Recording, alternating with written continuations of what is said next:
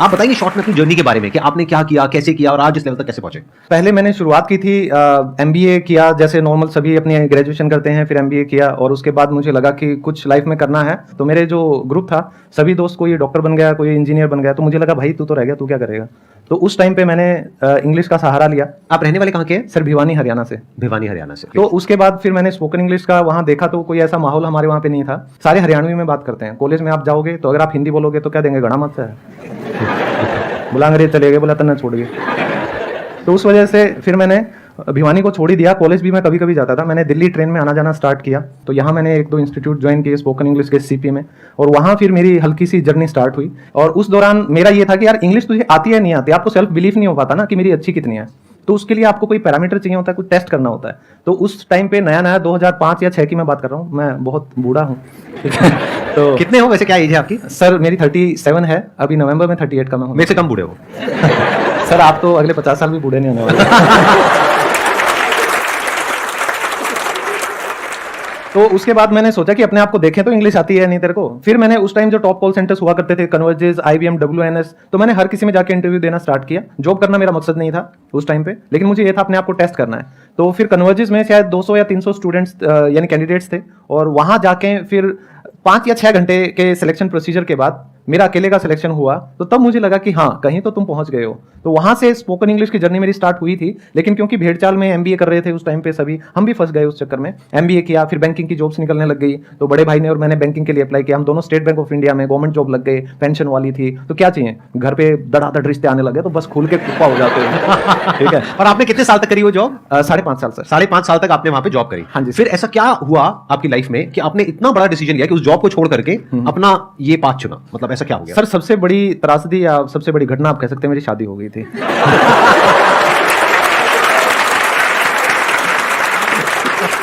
लेकिन शादी होने के बाद तो रिस्पॉन्सिबिलिटीज और बढ़ जाती हैं, उसके बाद तो प्रेशर भी बढ़ जाता है। बिल्कुल सर, लेकिन वहां पे हुआ क्या, वो जो प्रेशर था उस घबराहट के अंदर मुझे ये समझ आने लग गया कि भाई शादी तो चलो कर ली, ये तो किसी तरह मैं शायद निभा लूंगा, लेकिन ये जो जॉब है ना, ये मेरी सेकंड वाइफ है और इसके साथ मेरा रिश्ता जम नहीं रहा कुछ, तो इससे तलाक ले लेना चाहिए।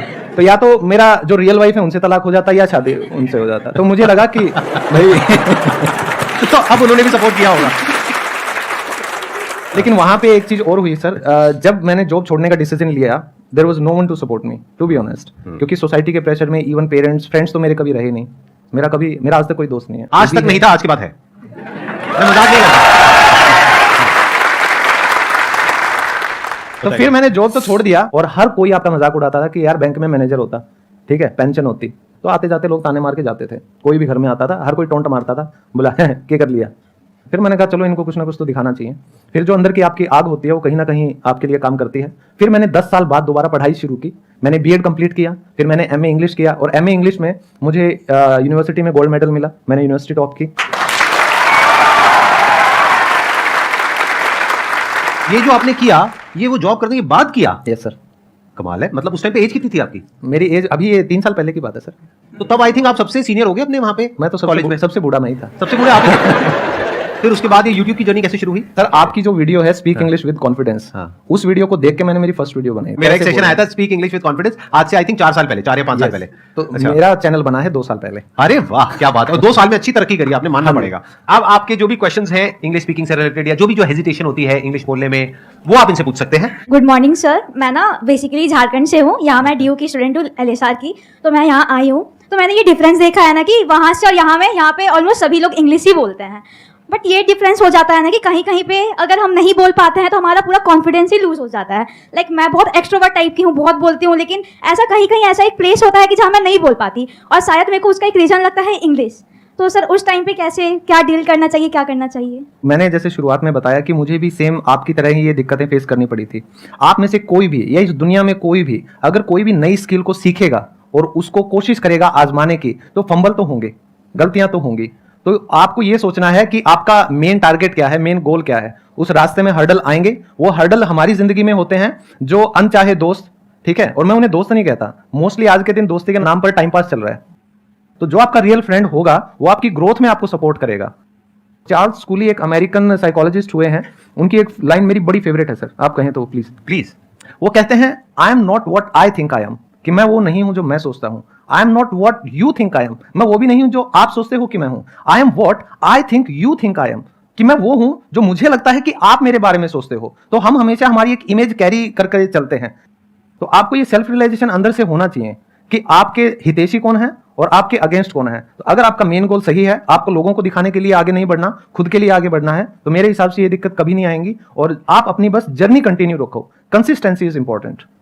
There are lot of places जहां पर के आप जा करके इंग्लिश सीख सकते हैं, जहां पर और भी लोग आ रहे हैं सीखने के लिए। उसमें कुछ बहुत महंगे भी हैं, कुछ सस्ते भी हैं। तो इसलिए नहीं जा रहे आप इंग्लिश सीखने के लिए, क्योंकि वो तो आप यूट्यूब पर भी सीख सकते हैं। वहां पर आप जा रहे हैं प्रैक्टिस करने के लिए, तो वहां पे आप अपना सर्कल बना सकते हैं। अगर क्लास में मानो 20 बच्चे हैं, उसमें हर तरह के होंगे, कुछ की एज ज्यादा होगी, कुछ की कम होगी, और कुछ ऐसे भी होंगे जिनकी जो इंग्लिश है और जो एक्सेंट है वो आपसे भी 100 गुना खराब है।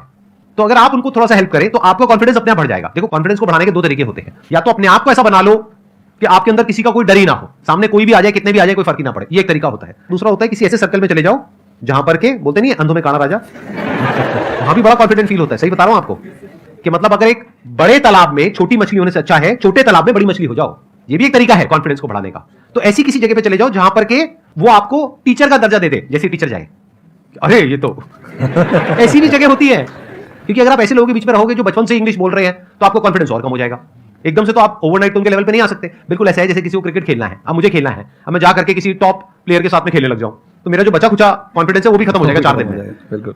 अब मैं अगर चला जाऊं वहां पे पार्क में बच्चों के और हर बॉल पे छक्का, अरे भाई तो समझे कॉन्फिडेंस तो बढ़ ही गया ना।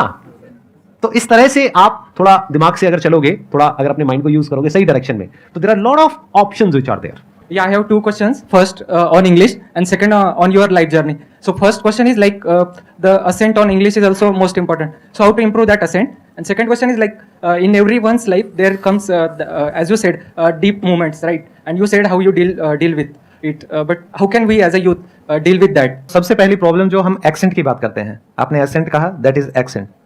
तो इसमें हमारी गलती है ही नहीं, टू बी ऑनेस्ट। हम एक बात को समझें कि हमारी जो इंग्लिश जो हम सीख रहे हैं that is ESL, English as a second language.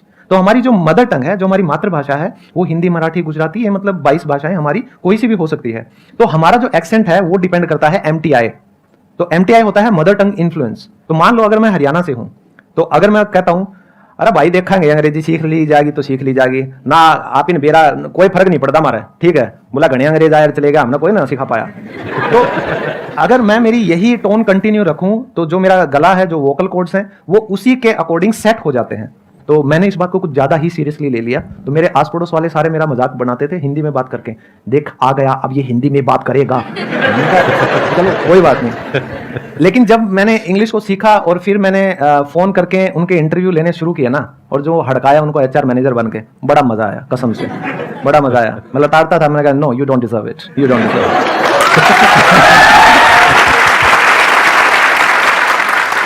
तो आपको एक्सेंट इंप्रूव करना है तो अच्छी इंग्लिश को सुनिए और अच्छी इंग्लिश बोलकर उसकी प्रैक्टिस कीजिए, तो नॉर्मल इंग्लिश आपको हो जाएगी, आप वैसे प्रैक्टिस कीजिए। पहला तो आपका सवाल था एक्सेंट वाला। दूसरा जो आप कह रहे हैं कि लाइफ में लो पॉइंट्स आते हैं, आप सभी के आते हैं, नो डाउट।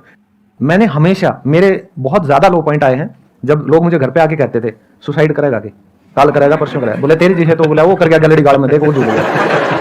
ऐसे कौन बोलता है? बोलते हैं सच में? मतलब ये कौन है? ये दोस्त है या रिश्तेदार है? कौन सर है? ये जैसे कॉलेज में एक दोस्त था मेरा, तो मतलब कहीं ना कहीं, लेकिन वो लोग सच्चे हितैषी हैं आपके, ये बात भी ध्यान रखना।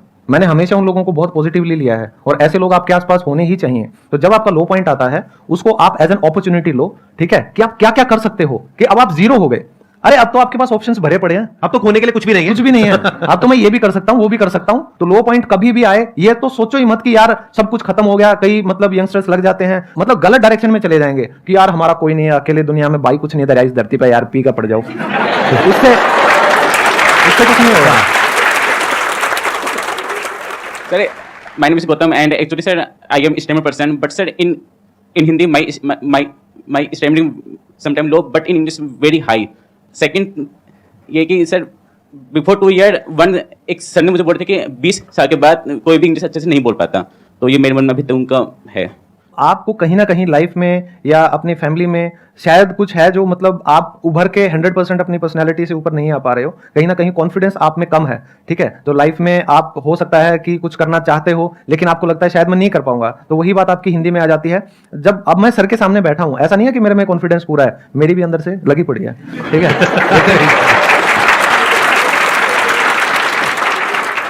आई थिंक मैं यहाँ पे थोड़ा सा ऐड करूंगा, ये जो बात ये बोल रहे हैं ना, इन्हीं के क्वेश्चन में इनका जवाब है। इनको किसी ने ये बोला है, इनके किसी सर ने या किसी ने बोला है कि 20 साल की एज के बाद में जाकर के आप इंग्लिश नहीं सीख सकते हो, तो ये इनके माइंड में बैठा हुआ है, this is a mental block. ये पूरा मेंटल ब्लॉक है सर, ऐसा बिल्कुल भी पॉसिबल नहीं है। आपको मैं सच बात बताऊं तो जब मैंने चैनल मेरा वायरल स्टार्ट हुआ था तो मुझे 50 साल 60 साल ऐसे मेरे इतने ज्यादा स्टूडेंट्स हैं, तो शुरू में एक्साइटमेंट होती है ना, सब्सक्राइबर से बात करेंगे तो नंबर भेजते थे या मेरा मांगते मैं फट दे देता था, बात करते थे, हेलो जी हेलो। तो एक कोलकाता से एक लेडीज थी 60 ईयर्स ओल्ड, उन्होंने मुझसे इंग्लिश सीखी और उन्होंने इतना आशीर्वाद दिया मुझे, तो मुझे समझ ही नहीं आया कि मतलब मैं किन शब्दों में खुद को भगवान को धन्यवाद दूं कि मेरे को एक टीचर बनाया, कि मैं किसी की लाइफ में कोई चेंज ला पाया। तो आपका ये जो मेंटल ब्लॉक है ये बिल्कुल गलत है। वो जो टीचर या कोई भी इंसान जिसने आपको ये चीज कही थी उसकी जिंदगी में दोबारा शक्ल मत देखना, वो निहायत ही हाँ निकम्मा और नेगेटिव किस्म का इंसान है। ऐसे इंसान का जो ओरा होता है ना वो भी आपको खराब कर देता है। ठीक है, पॉजिटिव लोगों के साथ रहो, सर की वीडियोस देखते रहो, ऐसा कुछ भी नहीं है। चाहे आप 70 साल के हो जाओ, 75 साल के हो जाओ, जब तक आपका दिमाग 1% भी चल रहा है, आप इंग्लिश क्या दुनिया की कोई भी भाषा सीख सकते हो,